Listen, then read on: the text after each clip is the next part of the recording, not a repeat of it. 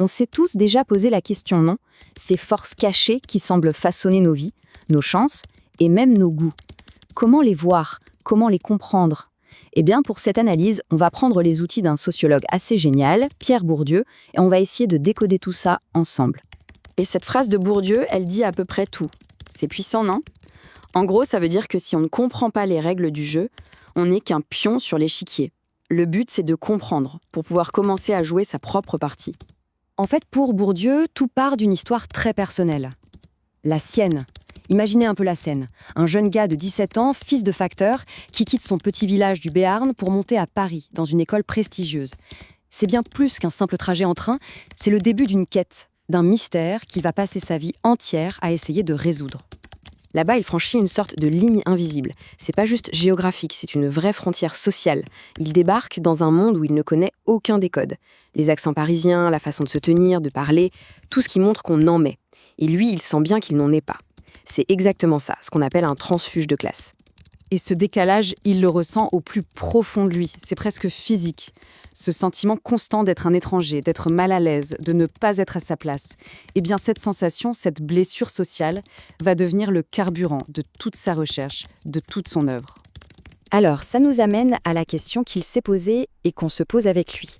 Mais d'où viennent ces forces invisibles ?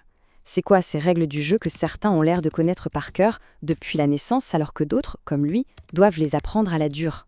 C'est ça, le puzzle qu'on va essayer de reconstituer. Bon, pour s'attaquer à ces mystères, Bourdieu n'y est pas allé les mains vides. Il s'est fabriqué une sorte de boîte à outils. Et attention, on ne parle pas de concepts théoriques super compliqués, non. Voyez ça plutôt comme des clés, des lunettes spéciales pour enfin voir clair dans le fonctionnement de la société.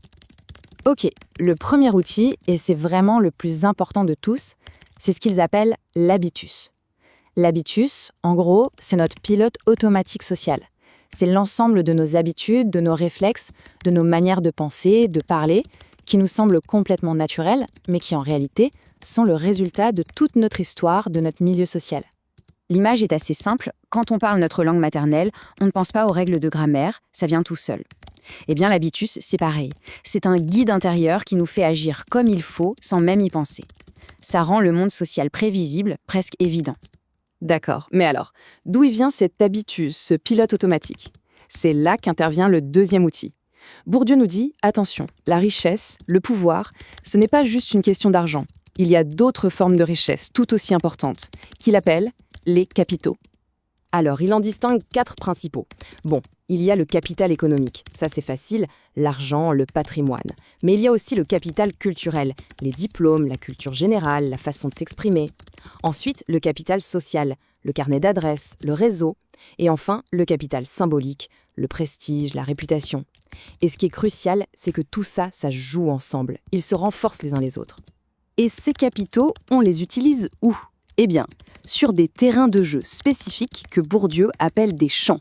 Il faut imaginer la société comme un ensemble de plusieurs arènes de compétition. Il y a le champ de l'art, le champ de la politique, celui de la science. Et sur chaque terrain, les règles sont différentes. Et ce n'est pas toujours le même capital qui a le plus de valeur. Habitus, capitaux, champs, tout ça nous amène à une idée centrale, la reproduction sociale. C'est le mécanisme qui fait que, génération après génération, les hiérarchies sociales ont tendance à se perpétuer. Et l'école, qui est censée donner sa chance à tout le monde, joue en fait un rôle un peu paradoxal. Elle va transformer l'héritage social en mérite personnel. C'est subtil, mais c'est très puissant. Bon, maintenant qu'on a les outils en main, le mieux c'est de voir comment ça marche en vrai. On va regarder quelques situations très concrètes pour voir ces forces invisibles à l'œuvre dans notre quotidien. Prenons un entretien d'embauche. Le premier candidat est super à l'aise, il utilise le jargon de l'entreprise, il regarde le recruteur droit dans les yeux. Le deuxième, il hésite, il cherche ses mots. Spontanément, on se dit que le premier est plus compétent. Non. Eh bien, Bourdieu nous dirait « attention ». Ce qu'on prend pour de la compétence pure, c'est en grande partie son capital culturel qui parle. Son aisance n'est pas innée, c'est un héritage. Autre exemple, une disserte de philo. Une copie avec un style élégant qui cite les bons auteurs. Et une autre, plus concrète, avec des exemples tirés de la vie de quartier. C'est exactement la même logique. Le prof, souvent sans s'en apercevoir, va préférer la première copie. Pourquoi ? Parce qu'elle correspond au code de la culture jugée légitime par l'école. Et voilà, la machine de la reproduction sociale continue de tourner. Maintenant, imaginez cette scène dans un musée.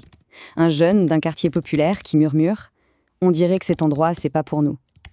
Cette phrase, elle est terrible. Personne ne lui a dit de partir, mais l'atmosphère, les œuvres, le silence, tout lui crie qu'il n'est pas à sa place. C'est ça, la violence symbolique.